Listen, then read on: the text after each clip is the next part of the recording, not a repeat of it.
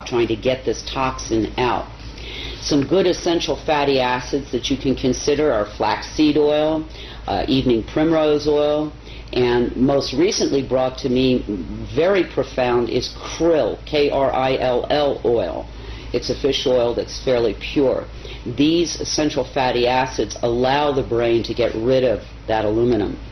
We also know that barium is part of the mix, and barium, besides being a carcinogenic, knocks pretty much all the potassium out of your body. And I'm seeing in my clients a lot of muscle weakness, a lot of heart palpitations, all related to either a complete loss of potassium or way too low level of potassium.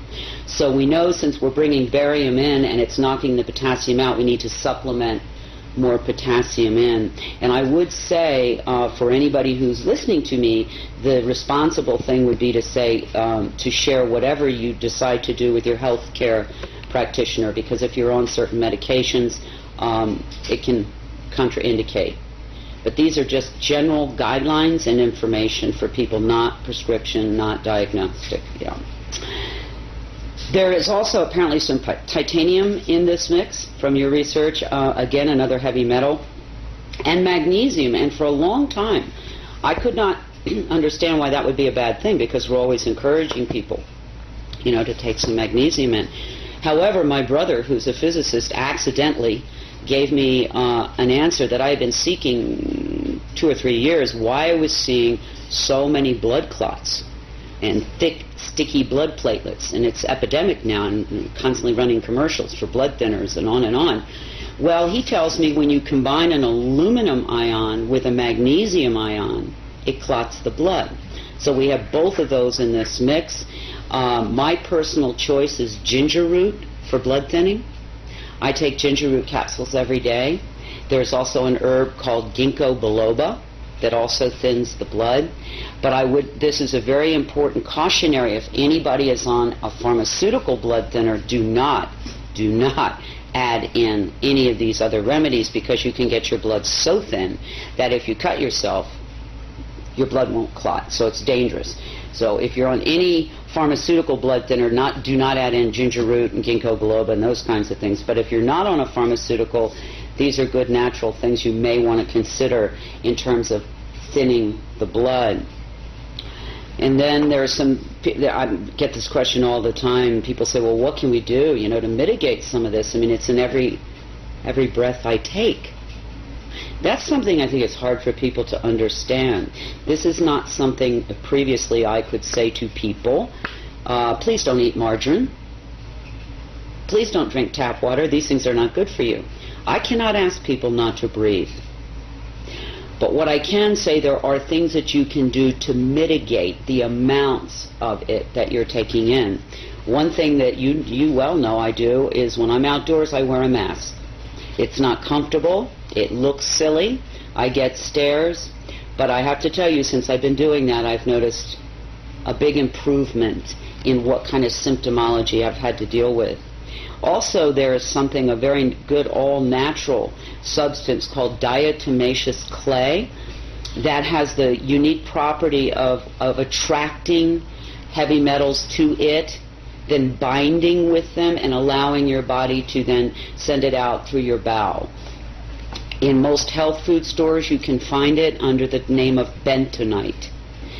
You have to make sure, though, this diatomaceous clay that you're taking in is food grade, because they do have diatomaceous clay at the nurseries, and that's not pure. But if you go to your health store, or if you know somebody who has food grade diatomaceous clay, that is something I do daily to try to begin to remove these metals, because all heavy metals are detrimental to the system. Again, flaxseed oil, krill oil, the omega-369 oils, very important, particularly for brain function during these times. Potassium supplementation.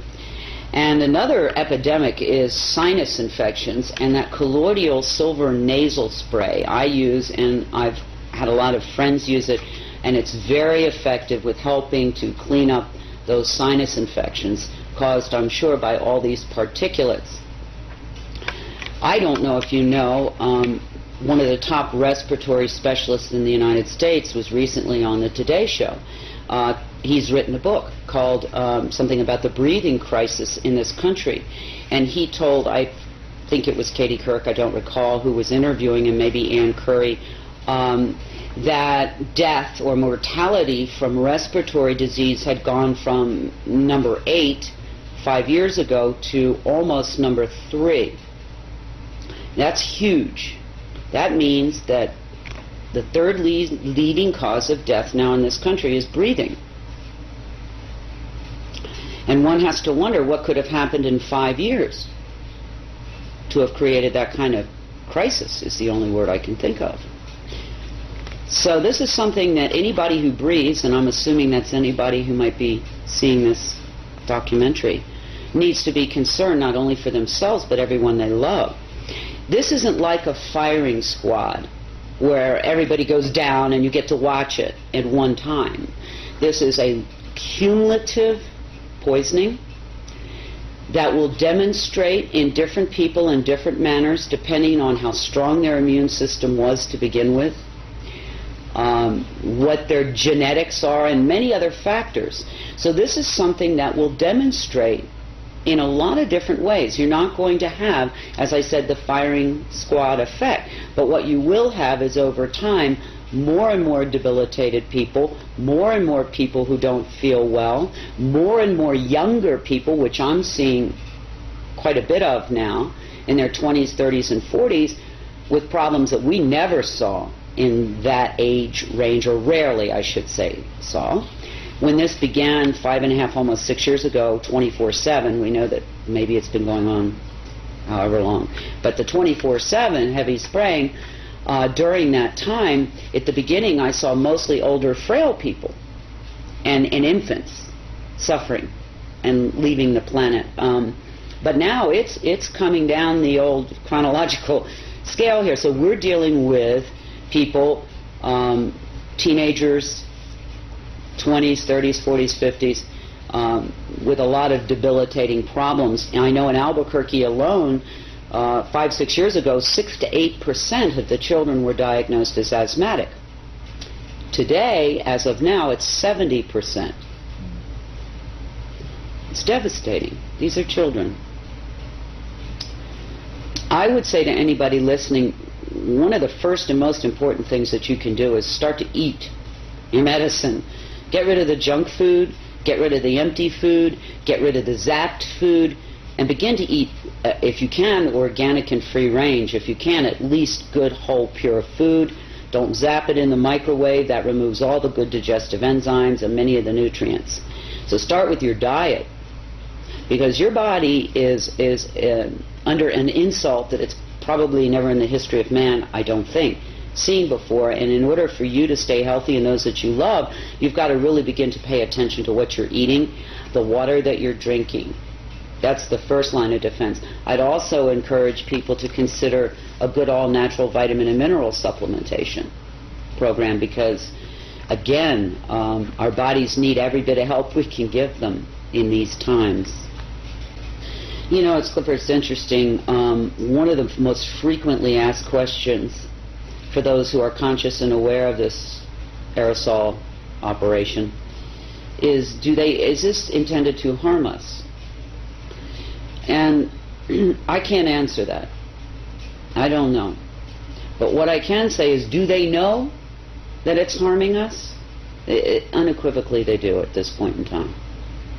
And so one who lives in a free and democratic country would want to wonder, why would the people that we trust to care for us, keep us safe, allow this kind of thing to go on?